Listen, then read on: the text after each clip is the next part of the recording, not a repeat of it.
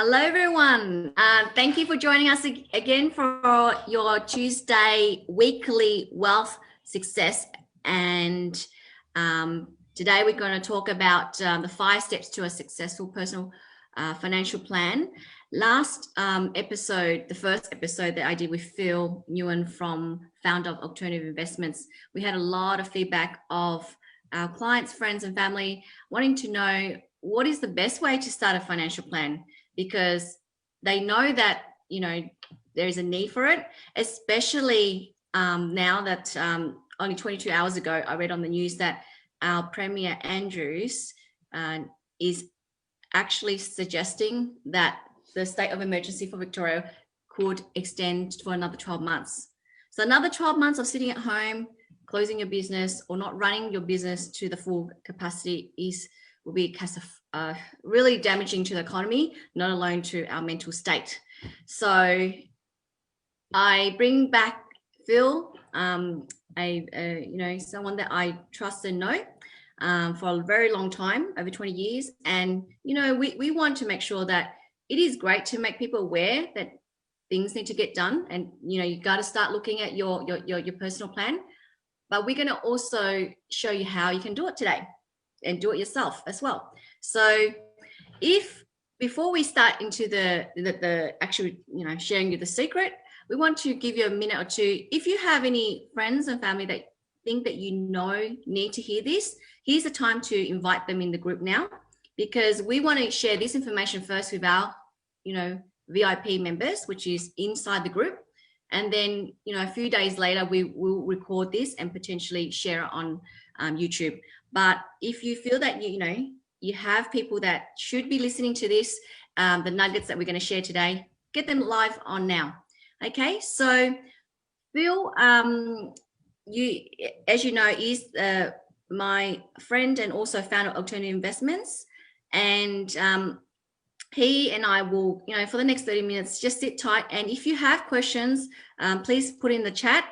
And if to help, share the message so more people can reach, please like our video and share it as well. Okay, so over to you, Phil. Hi, everyone. Really glad to be back here with Lan. Thank you so much. Had a great time last week. And let's jump right into it, huh?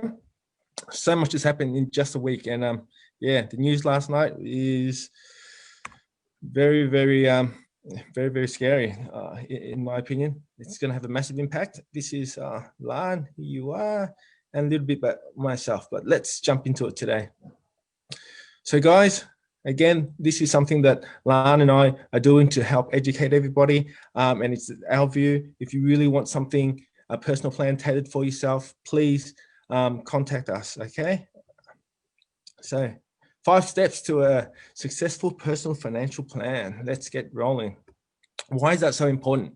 This is something I want to share with you, with everybody out there, is what happened in March. Okay, you can see here the ASX, which is the Australian top 200 share companies, dropped 36.5% in a matter of 22 trading days. You can see here, once the COVID outbreak was announced around the world and things started to happen, you can see the progression of what actually happened. Now think about this, 36.5%, that's massive. If you were invested into the market, okay, and it's taken you, 10, 15, 20 years of your hard work, and you've got interest in the market, within less than a month, you've lost 36.5%. That's like over a third of your wealth. I know it's a pause, but that was intentional.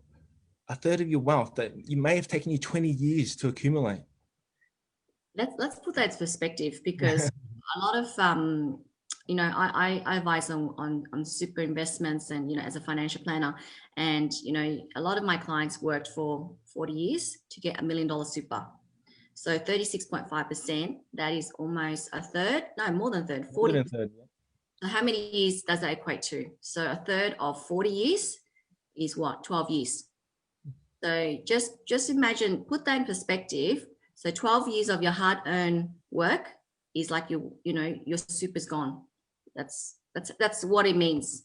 So when you think like that, that means that you really need to really assess what you're doing with your super, your money, because leaving it where it is with the current economic uncertainty, there's no reason why it cannot. Yes, it has improved, it has recovered, but there's no reason why there could be another pending downside correction again. Thank you. Right. I just wanted to paint that picture. So it's recovered, but it hasn't returned back to pre-COVID levels yet. And we're still around about 6,300, I believe it is. And so we're still not at pre-COVID levels. And like you said, with everything going on in the economy, another downturn is very possible. So scary times ahead. So you want to have alternate options and have a look at what's out there. And guys, COVID really has changed our economy. Okay? And it's not just how, it's at the pace that it's done this. So this is a chart of leading up to 2019, when the Australian debt stood at 373 billion, or around about 19.2% of our GDP. Okay. So from March, when things started to shut down, the government's announced over $276 billion of stimulus. Okay. So that's brought our debt levels up to $649 billion. Now all this was announced in July, but as you know, we're actually continuing with all the stimulus, continuing with all the support past that date. So, predictions are this figure can go up to like $850 billion. And with last night's news, with 18 months worth of support, or I don't know what that looks like at this stage or what that actually means, but where we're going to be at the end of this pandemic. Okay. So you can see here our actual debt levels was very low. We had the mining boom in the 90s, late 90s, that really brought our debt down. We were in surplus and we brought our debt down. And now within 1 year, less than a year, we've completely blown it out of the water. And you've got to have ramifications. And this is one of them. One of the ramifications is that on all the money that we print, we have to pay interest on, because we're selling government bonds. So this chart tells you that last year we paid $14 billion in interest. Now, put that into perspective. The Australian government was spending, $17 billion and $0.5 billion in 2017 on schooling. Yes, to the government's credit, they said they're going to spend more. You can see those figures in the announcement saying that by the time we get to 2029, they'll be spending $32.5 billion. But that means right now they're only spending possibly around about the $20 billion mark. So our interest alone, non-productive, just paying interest, is at $14 billion last year at those levels. What's it going to be at the end of all this? It'll probably strip those education spending figures that you see right there. Now that's a scary place to be in, where you're spending more on your interest payments on your debt than you are on your education. Okay, and it's not just us, it's happening all around the world. So this is a chart of the US dollar. And since 1913 to 2020, it's lost over 99% of its purchasing power. Okay. Guys, again, this is what debasement means. This is what is happening with all this money printing around the world. And it's not just America. If some of you are old enough there, you'll see on the top left-hand corner, that is the old $1 note of Australia. Okay, that's what you can see here is the purchasing power of the Australian dollar going down. But the red line, what that red line is the amount of currency in circulation. So as you can see, as we print more money, the purchasing power of the dollar continues to drop. And you can see that this is Australia on the top left. You got Canada, you got Great Britain, and again, you got the US. So it's happening all around the world. All the governments are printing money, yes, to support, but we've got to pay it back somehow. And it's going to have a lasting effect on the economy and on us as citizens. So what are you going to do? Are you going to be depending on the government to look after you? Now, we're blessed to be in Australia. Okay, I'm blessed to be here, and I know that. But I also know that I can't depend on the government to look after me. Okay, I cannot. Not if I want to live the life that I want. Not if I want the future I want for my children. Okay, so to give you some more stats on where we are in terms of household debt. Okay, Australia has one of the highest household debts in the world. Okay, that's us there at 217% of net disposable income. So there's only a few countries that have more than us. That means you don't have liquid funds available. Okay, you don't have the ability to go out there and invest. So if you don't have a plan to do it, what are you doing? Now, on the flip side of that, we're one of the slowest growing net annual growth in terms of disposable income. So we're really leveraged, and in terms of income, we're one of the slowest growing. So it's a double whammy right there. So in terms of world standards, we're not in a great place. Yeah. Okay. So where are you? I think this is for the listeners right now. I want you to put in the chat, you know, we want to see, do a little poll. Yeah. So pay their credit balance in full each month. So let's do the first one, pay your credit balance in full each month. If you do that, then put yes. And if you don't, press no. The next one is know the exact value of your super. I know for a fact that all my interviews for my wealth strategy, I think, I know the ratio on that one, but those who have already gone through me, before you saw me, did you know the exact value of your super? Say yes or no. So just put super, yes or no. The third one, understand the concept of diversification. So what do you understand? If you do understand, what do you understand? Just a quick comment. Yep, on diversification. And the fourth one, pay more than the minimum amount due to their mortgage. So for those who are paying more than men, just put your yes or no. So Phil, go through the results that was found in the Australian Financial Attitudes and Behaviour Tracker. This is 2018. Yeah, this is not during COVID, but this is not during COVID, but this is the latest data that we have on record at the moment. So there was a massive poll that went out and then used different agencies to find all this data, and it's just looking at our behavior or our attitudes towards our finances as a culture. And even with the super at 35%, I was actually surprised because most people I talk to, like yourself, have no clue on what the super figures are, and absolutely in terms of fees, absolutely no clue on the fees associated or how much they're getting charged, or even what's in their portfolio.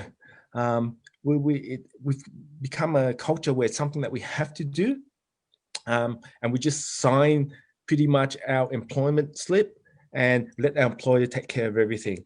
And it's really, that's 9.5% of your hard-earned money in every paycheck that goes there. It's actually quite and the graph that we showed earlier, that about the share market. So super is your retirement fund, and predominantly it is invested through the share market. And if in March it dropped 35%, so that super money that you signed off, on average will have lost 35%. So just think about it. If you've worked, if you've worked, let's say, 40 years, to get to 65, and 10% of your income, and on average is 100,000, so 10,000 each year times 40. So that's 400,000, isn't it? Yeah. So 400,000. So that's quite a big lump sum of money. That could be a huge deposit for a house, or a house to buy half a house.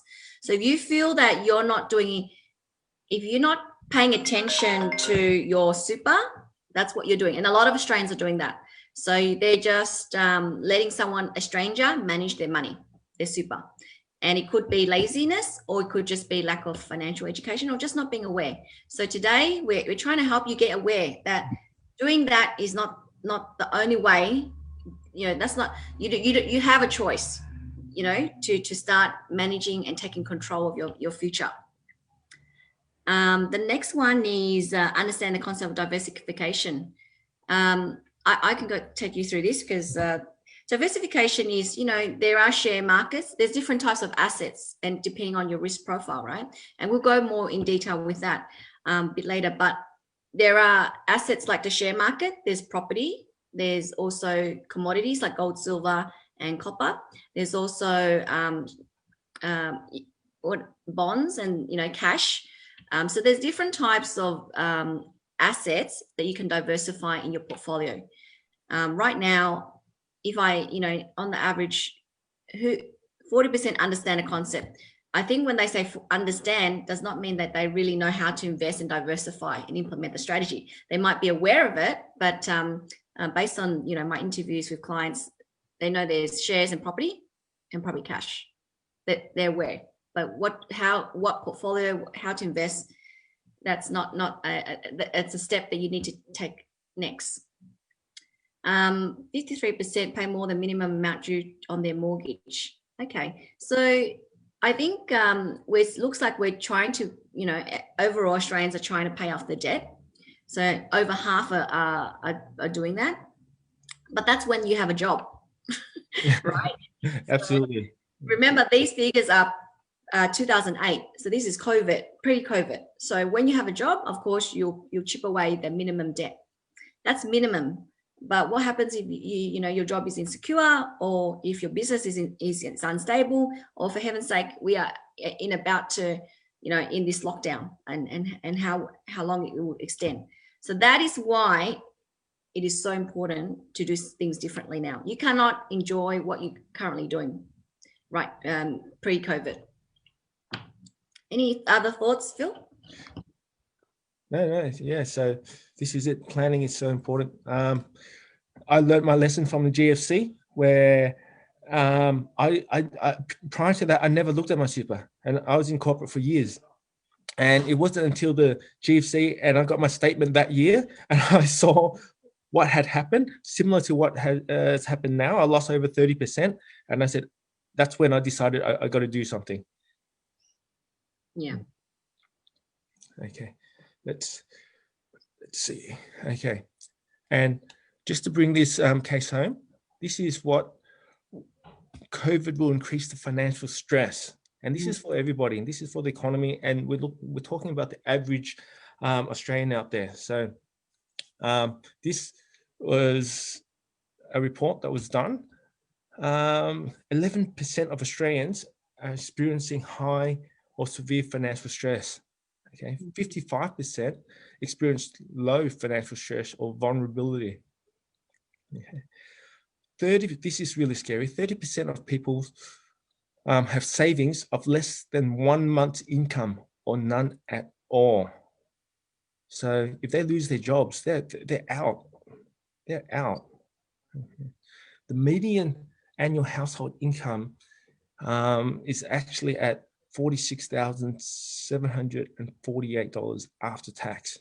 Okay, this is after they did all the adjustment and says, realistically, cash wise, how much is it? And when I look at that figure, you know, and looking at things like house prices today and how expensive it is just to live, like, you know, it's really becoming unaffordable. Okay. 1 in 4 households receive some type of income support and live below the poverty line. So it's a bleak picture out there now, and it doesn't get any better as we're getting older, because more and more people are getting towards retirement age, and they still have household debt. And they're 47% of people aged 55 to 64. So you should be getting ready to retire and enjoy your, you know, all these hard work, the 40 years that you've been working. But if you still got a mortgage over your head, it's hard to do. Can you create that lifestyle that you've worked so hard for all your life, and still have a mortgage and still pay for everything? Now, the other part of that's increased 14% since 1990. So that figure continues to go up. And that's the trend. And as scary as all these figures are, this report got released just before COVID. It was released in February 2020. So all these figures I'm talking about here isn't factoring in COVID yet. So, you know, the next time I see this report in, you know, a year or 2 years' time, I'm really worried about how these figures will actually look like. Mm. Okay. Now that you've scared everyone. Well, I don't mean to scare everyone, but I just want to be real. Okay, this is the chance for us to really understand what the average Australian is going through, and really wake up to it and take control. And I think that's what spurred us to do these, you know, because we know everyone's in the lockdown in the next 6 weeks. So with, you know, we wanted to do this to help the Australian people to know that you can do something about it, because that's your you know, 94% majority will do nothing, but the 6% that do something, they can capitalize on the opportunity of a crisis.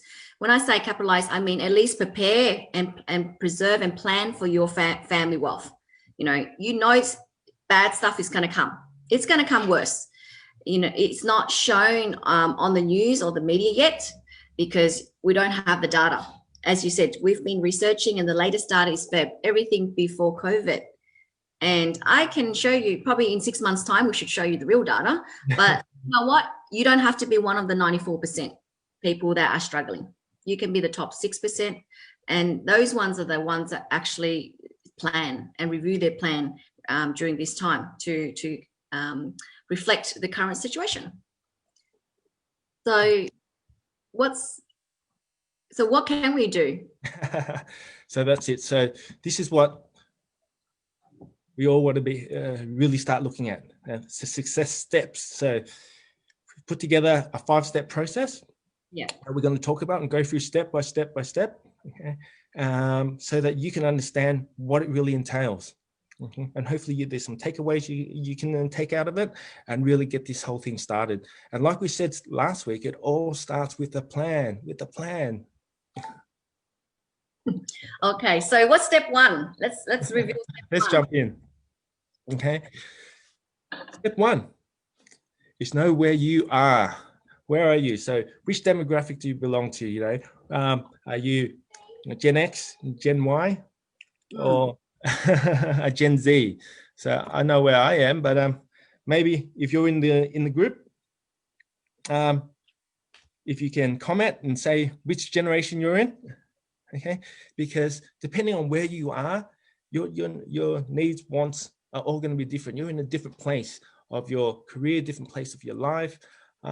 So the way you approach your plan is going to be completely different, and what you want for your plan is going to be completely different. Okay.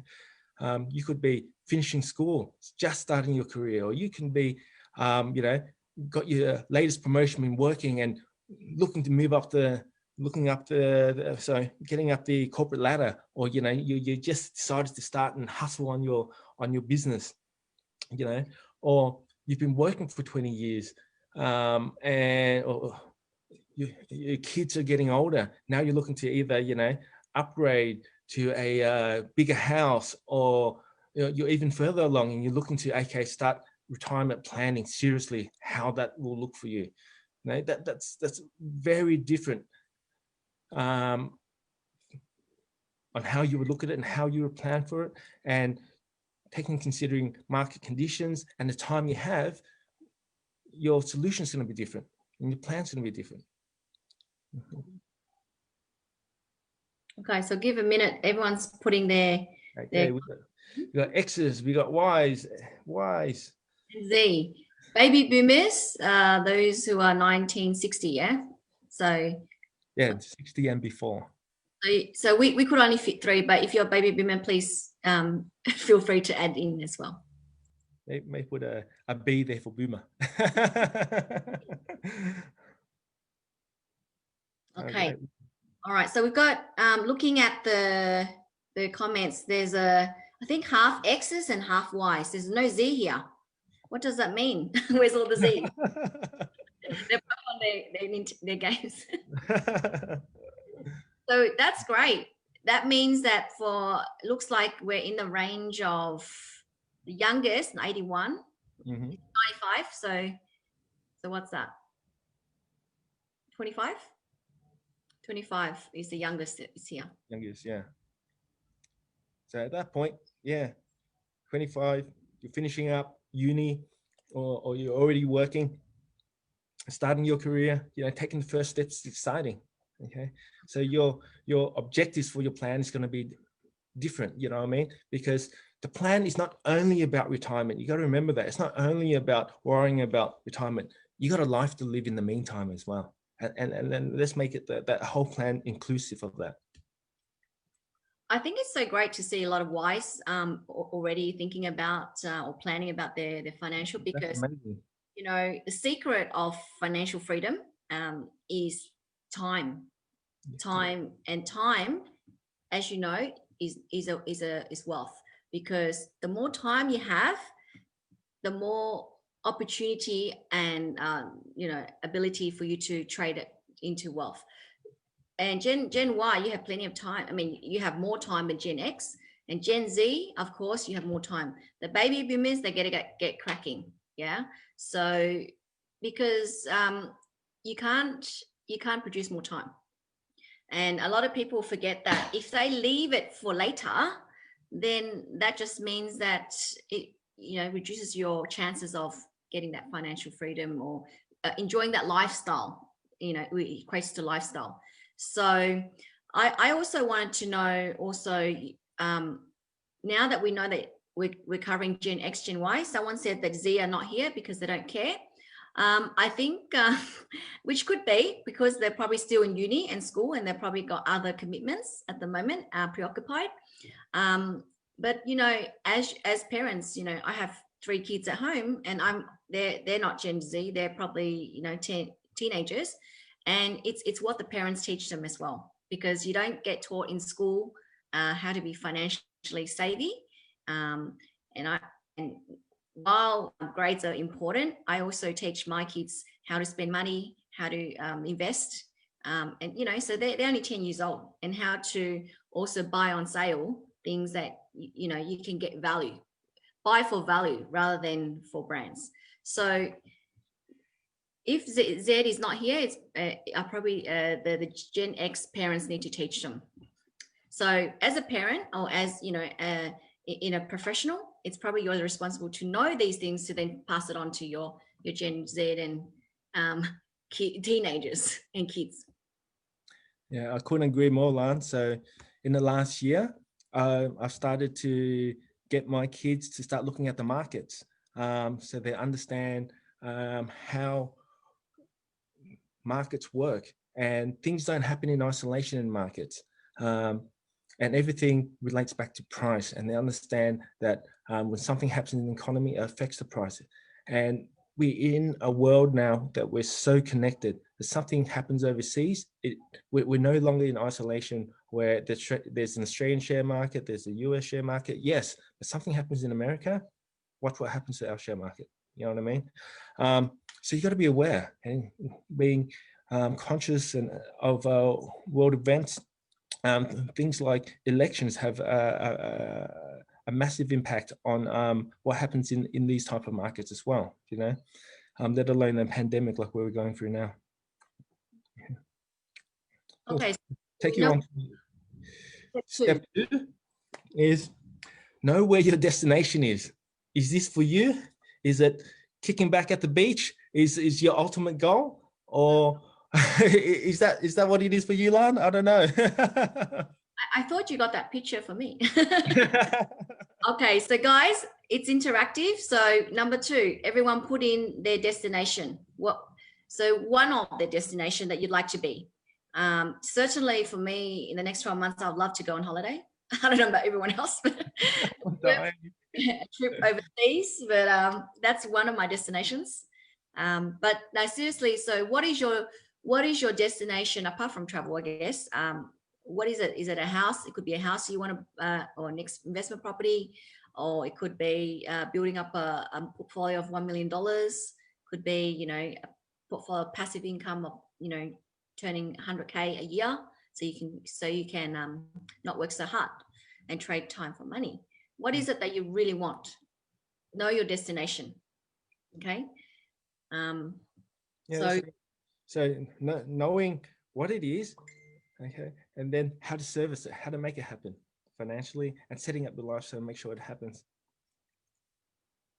Okay. Put it in. This is thinking about your plan.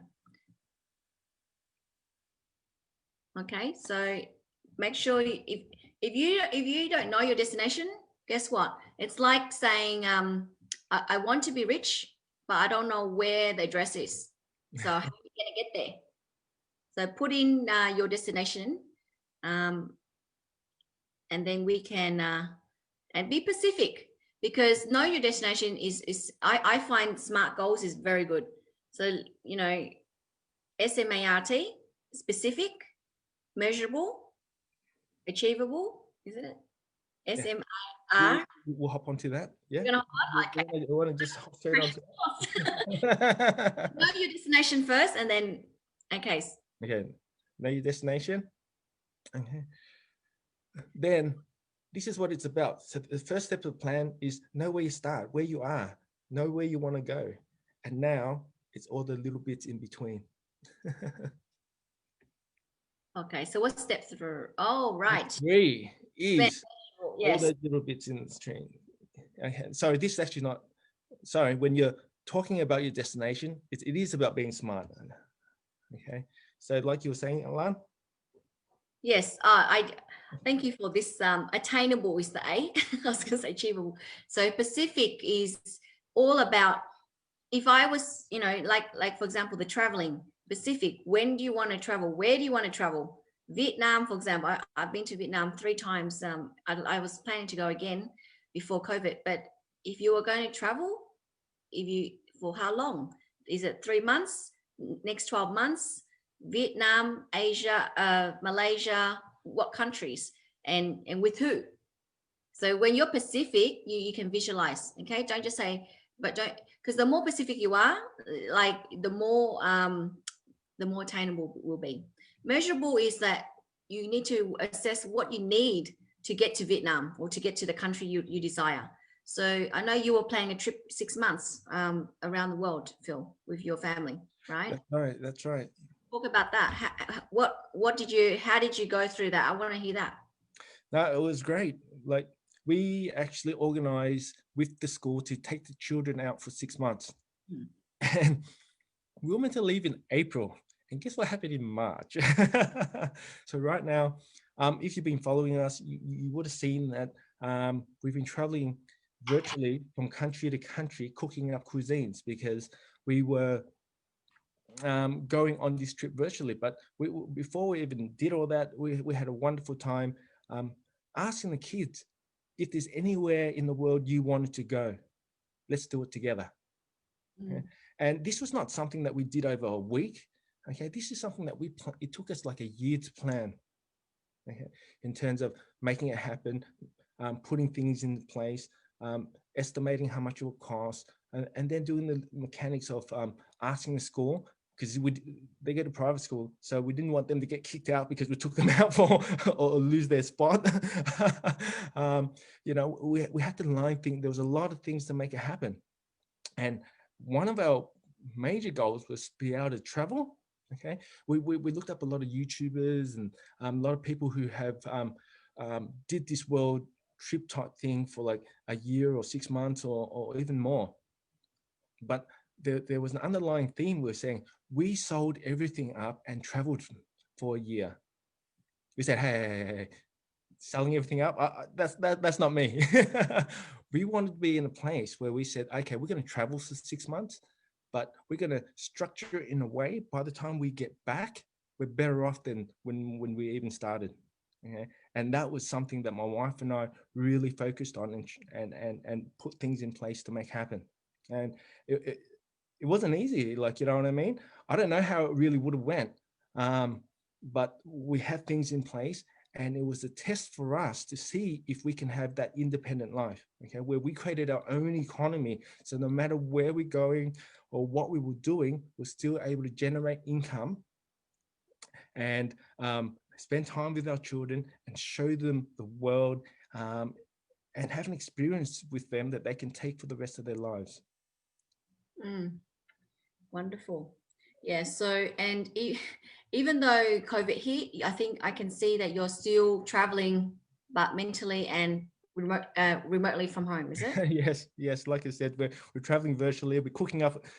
We're tracking along whatever country we would have been in. We research and we cook up the cuisine, and the kids do a presentation on a little bit of information about those countries, and we're learning a lot. And the countries that we enjoy, we actually spend an extra week there, and we do more stuff, things like that. But I want to give my children a completely different upbringing than I did. Like yourself, we grew up in quite a poor family. My mum's a widow, so she had four. I'm the youngest of five. She was here by herself, and we didn't have a lot growing up. So I wanted to open my kids, have no limits, so they understand if they wanted to travel, it's all possible, and you got to be the example. So it's not just someone else's dream. Not someone else can do it. Like, you can do it. And children don't listen to what you say; they copy what you do.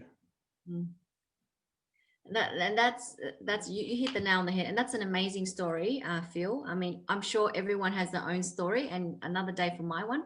But you're right. Because because I run a business, a lot of my kids are thinking of running their own business already at 10, YouTube or TikTok or whatever they want to do. And it's about encouraging them, yeah, because it's if they see their parents can do it, then they're not fearing, they're not having that mindset of blockage like a lot of adults do. They just go for it, and that's wonderful to see that.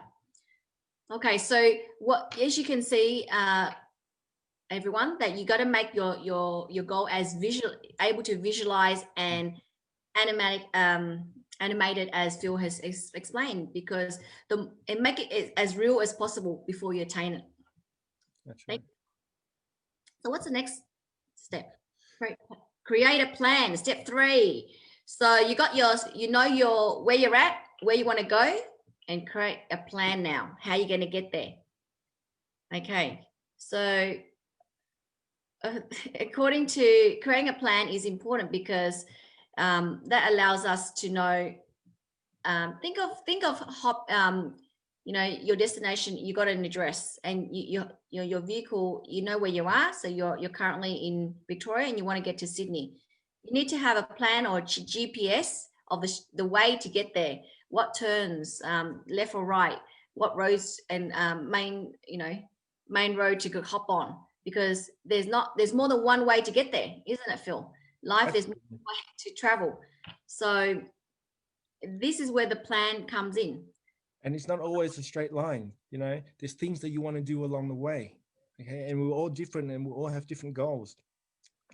And that's why the plan gives you that overarching view that can map everything out for you. and place it so that it makes sense to you. So you got little goals for you to aim for, and then you got your destination, which is the big one. Yeah, I think if you, for the people who have a plan, because a plan could be in your head or could be written down. And you know, I see that a lot of people when asked about their 1 and 2, they may know the answer, which I can see. But for the I want to know how many people actually have a written down personal financial plan, like one that they can do themselves as well. Let's have in the chat quickly if you yes or no, because now that you're following through, I want to see how many people actually actively have a financial plan that you have looked at for the last 12 months and you're implementing. So you've either written it by hand, then even that's okay, or you've got some type of digital tool, or even a Word document that you've used, or an Excel spreadsheet that you've actually sat down and looked at your finances and created something. And what are some of the hurdles? Because I see people say, oh, it's I know what I want, and I know, but it's just I've never got around to it. What is the one thing that is stopping you to do it? This step 3, because if you don't do step 3, you can't achieve step 4 and 5. And I want to know what is the pain points that is stopping you to getting that plan written. Do you feel it's too hard, or? That's it. So, I worked in construction previously. So we would never even attempt to build a house without a plan, and so taking that concept, how do you build a life that you really want without a plan, without the details that you want, like what type of holiday, like we're talking about, that you want to have, or what kind of car you want to drive, and how all that ties in to make it happen. Like, what's your plan on executing on the small things so that you can achieve the big things? Yeah. Okay. So everyone's if you put answers in, I think everyone's just contemplating. I think got a bit of no's, a bit of yes, and a couple of no's. Yeah. So I think if you haven't got a plan, today is a good day to create a plan, because we're going to give you the tools to do it. So let's go. So let's go through the next stage. So this one is, I think, where your expertise comes in, Lan. So once you have a plan, then you go to. Yeah. So once you know your address, I always say, once you got an address to where you want to go, then you need the strategy. The strategy is like the GPS on your car or your phone. I mean, who here uses the GPS on the phone to travel now? For me, it's become automatic, isn't it? You put your address in, and then the GPS tells you where to go. If I was given an address and wasn't told how to get there, I think it would definitely take longer, and I'll be more stressed and getting it wrong, isn't it? Because I did try once when the phone ran out of battery, and gee, I was late for my appointment. So definitely the strategy is step 4. Now, as you can see here, how we work with people who come with a plan already, or at least have 1 and 2, they know 1 and 2, and then we help them create a plan, is the strategy. So we look at several things. We look at their current budget at the moment, their current spending, personal budget.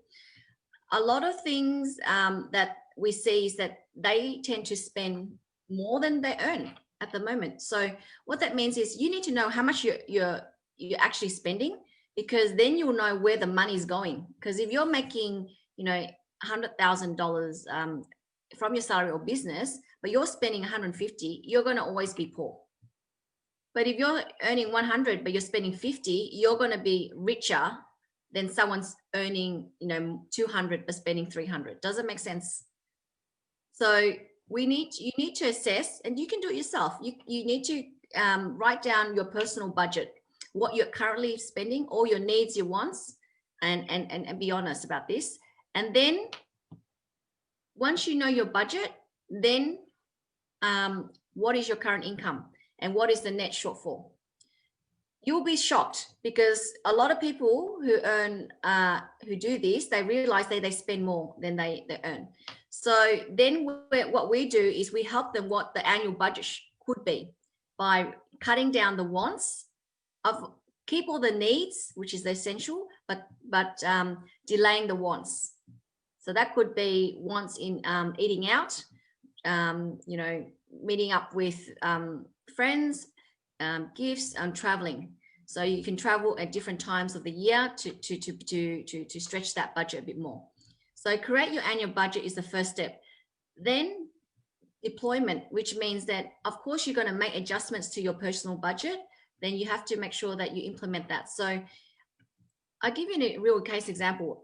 One of my business client was had an e-commerce business. He was generating 350,000 profit a year. So quite a decent amount of profit for his family. He asked me the question, I cannot see I don't know where the money goes because I'm always broke.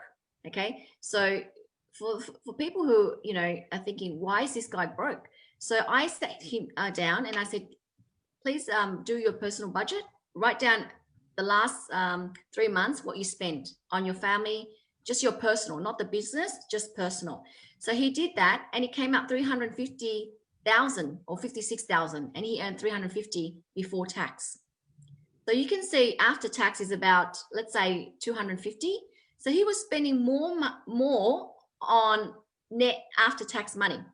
So after he was aware of that, he felt really, he was relieved. He actually goes, thank you for showing me this. And what can I do about it? So then what we did was we said, okay, so you're spending about 100,000 more than you earn. So let's cut down all the wants.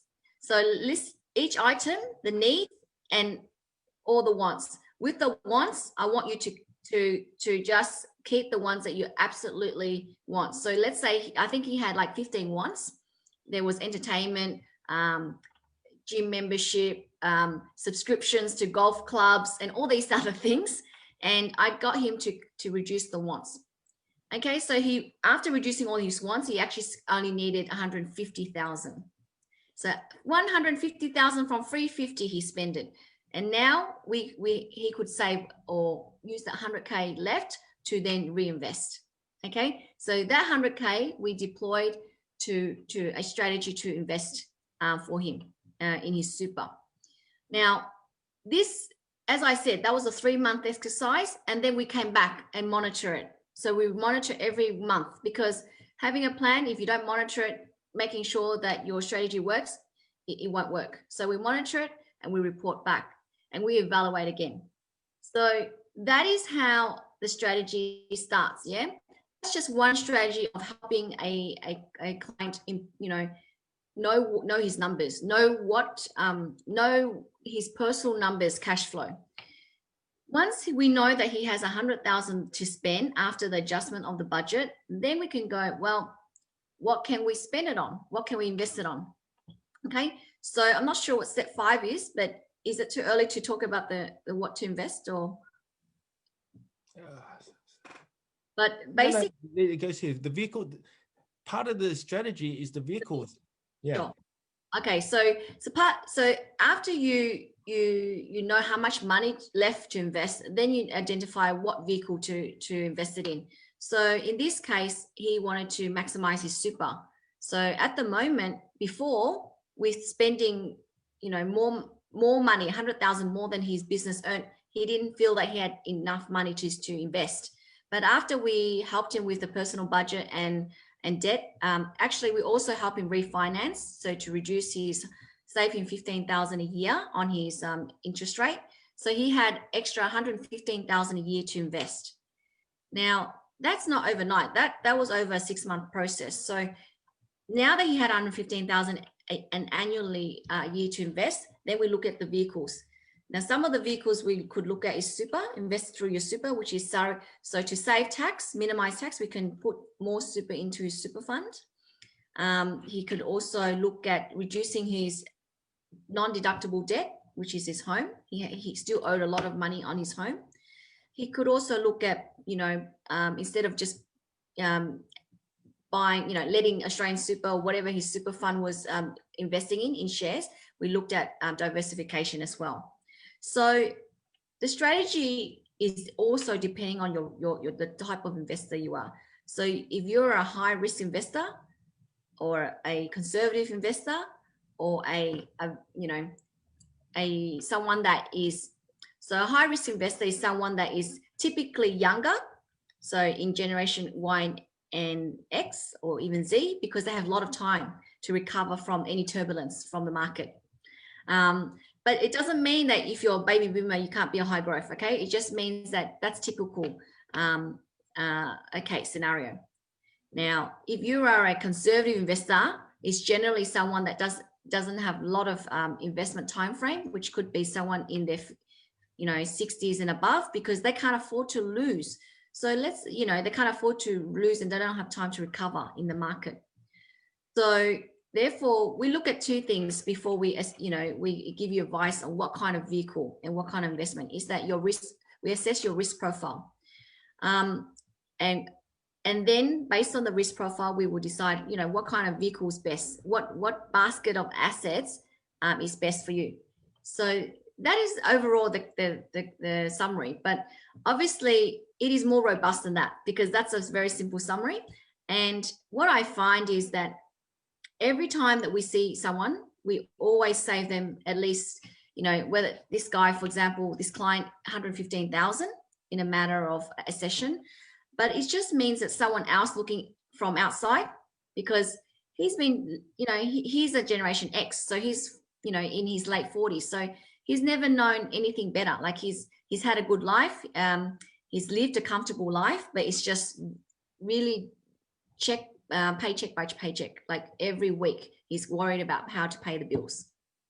So that's not a life to live. That's not the way to live, so if you don't want to live like that, or if you're currently living like that, you don't want to, there is an alternative, and that is this strategy piece here. That's right.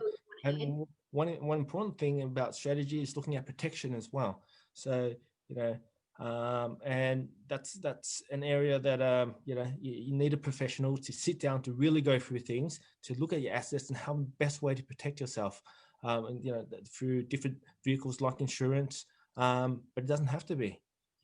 Ironically, in some circumstances, debt can be an insurance in some ways as well. And with what's happening in this market, you might look at commodities to insure yourself in different ways. But this whole process, so that's the big difference between a plan is a high level, yes, placing the things you want, with strategy where you're going to the nitty gritty and you're pulling things apart and seeing the best way, and you even looking at things like compliance and how things best work for you. You're going down to that little level, and this strategy is really, really important. I want to point on about the wealth protection as well. Given that a lot of business owners are now in lockdown, and therefore the viability of your business could be at risk at the moment. So if you're running a business, for example, and it's not correctly structured, and you have to close that business down for whatever reason, and if you're in a sole trader and you're personal liable, what that means is that you're like a beach whale, right? So this is a perfect time to review your structures and your strategy for wealth protection. That's, so if you're a sole trader, please see your accountant now. That's all I can say. Because if you're running a business and a sole trader, that's not the way to run. There's better ways to operate your business, and better ways to operate your business for asset protection, as well as minimization of tax. Okay. Secondly, if you are not running a business and you're an investor, or professional, and there's also different ways to purchase your investments in. So not your name all the time. It could be a trust, or to minimize tax further, and also for preserving protection as well, because you never know if later on you're going to run a business. And thirdly, if you are gearing for debt, meaning that if you're borrowing money to grow your wealth or grow your business, most people have debt. So think about the protection, because right now the best your most valuable asset. Let's guess, what is the most valuable asset? I'm gonna throw it to the community, because I think that people have insurance for their car, but they forget to insure the most valuable asset. Leave in the comment. I'm going to give a gift for the person that gets the answer right. And if you're my client, you can't attend because you'll know. So, what is the most valuable asset that you think that each person has? Okay, everyone has the most valuable asset. Please, I'm going to give 1 minute. Have a go. And it's the answer is actually quite close to than you think. It's not something tricky or complex. Phil, anyone having a go yet? Sarah says yourself. Sarah, she's a client. Okay, so Sarah, don't know how to start. Okay, anyone else? Anyone else?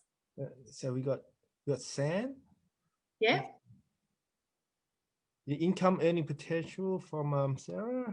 So no one from my team as well, Anna. This is once you know, once you have the right mindset, it is so much easier to build your wealth. This is all about working on mindset, about building the right wealth mindset. Okay. Okay, so it looks like only a handful of people are knowing what is the most valuable asset. And Sarah, even though she's my client, so I can't really give the gift to her but basically it is right. Sarah's right. It is your income earning potential. So let's think about it. You are, let's say you're 40 years old or 30 years old and you earn 100,000 and you're going to work, let's say another 30 years. So that's 30 times 100. What's that? Is that 3 million or 30 million? 3 million, yeah. Yeah, 3 million. So that is the most valuable asset. Not many people can say that they own 3 million with no debt, right? That's no debt. Now, if you don't insure that most valuable asset and you go and insure your $30,000 car, that is why Australians need that, shift in mindset. So that's what I'm saying to people. How old are you? You can work it out now. Everyone work out now. How much is your most valuable asset worth? Okay, roughly. So take your age. So you're 30. So most people will work to 65 or 60. Times by the salary that you potentially want to earn. I say the want to earn, not what you currently. So let's say it's 100.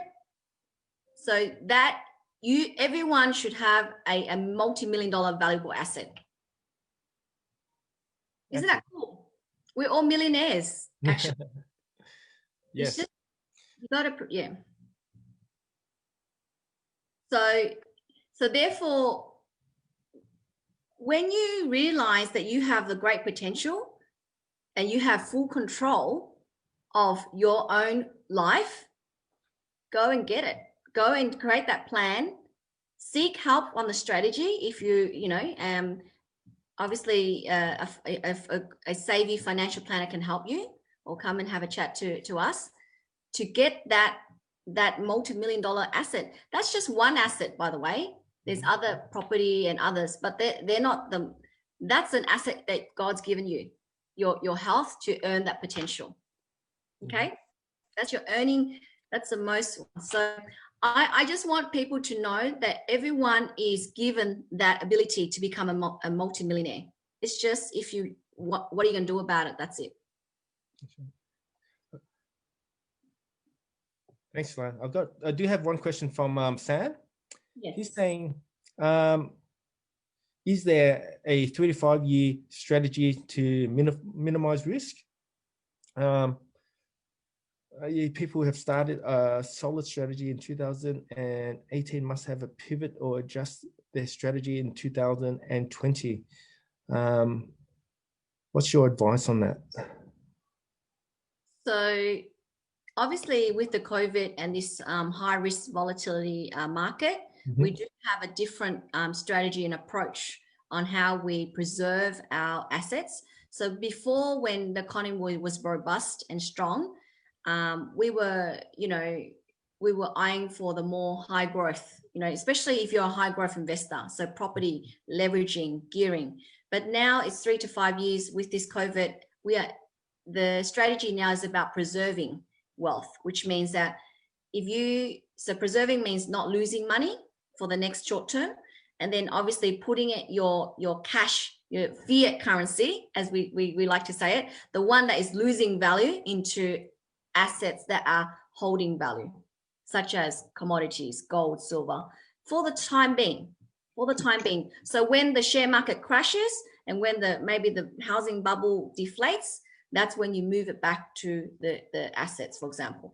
That's and it depends on your situation, because this is general advice, as I remind everyone. We cannot give specific personal advice to you, but certainly we are very robust in our strategy. We don't leave, set and forget, because we have to move with the economy. And the economy is saying, we already know that data coming the next 3 months, 6 months is going to be bad. We know.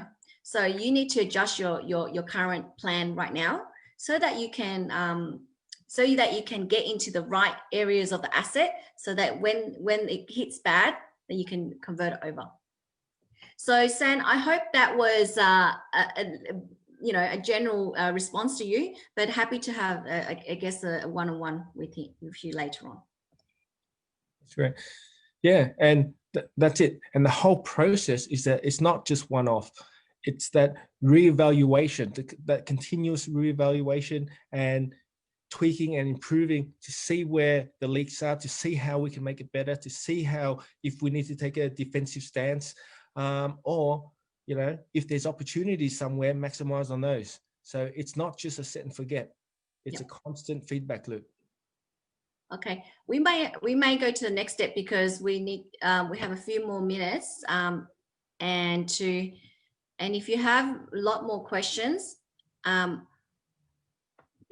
please leave in the chat and we can reach out to you later on. So step 5 is please take action, because that, with the knowledge that everyone here is a multimillionaire, take action to convert that to become reality. Because knowledge without action, as Bruce Lee says, who's one of my favorite actors, is no knowledge at all. Okay, so please take action, implement and review your current plan. And we've got a special offer for our members, because we care about you and we want to make sure that you take it up. Next slide, please.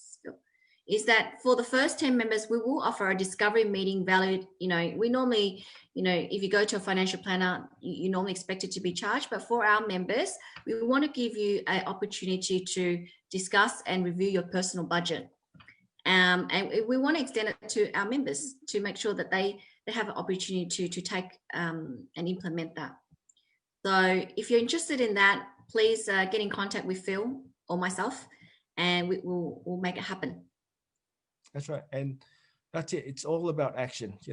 Take what you're shown today and do it for yourself. At least start somewhere. You got to start. Okay, this is the perfect time to start. Don't when with the sheriff's at the door, ready to repossess your house. It's way too late. There's nothing anyone can do for you. Okay, or if you're really at the your income generating years are almost there and you haven't done anything, what are you waiting for? Yeah. Action. That's it. Action. So exactly. So in this close-knit community of ours, we're all entrepreneurs or investors. So I'm sure that everyone, the worst thing they can do for yourself is just watch this and then go back to Netflix or go back to whatever you're doing, or your work, because you know what, that that valuable asset, your income potential, and your business needs to be unraveled. It needs to be unraveled. Okay, so yeah, I just want to thank Phil for joining me today again. It's been a pleasure as always.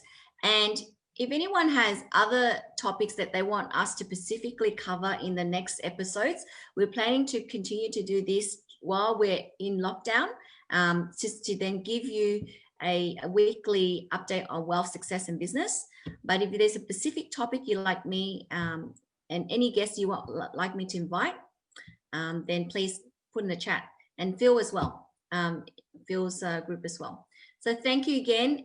I enjoy this, and I can see that everyone has really interacted today, and I look forward to meeting you guys again next week, same time in Facebook Live. Phil? Okay, thank you, everybody. Yeah, thanks for inviting me again, Lan. Now, I want to say, for all the people who have watched this, now you've got no excuse of not knowing, not being aware, and not taking action. Okay, you've got all the information here. Go out and do it. Let's just make some real change out there. Excellent. Thank you, everyone.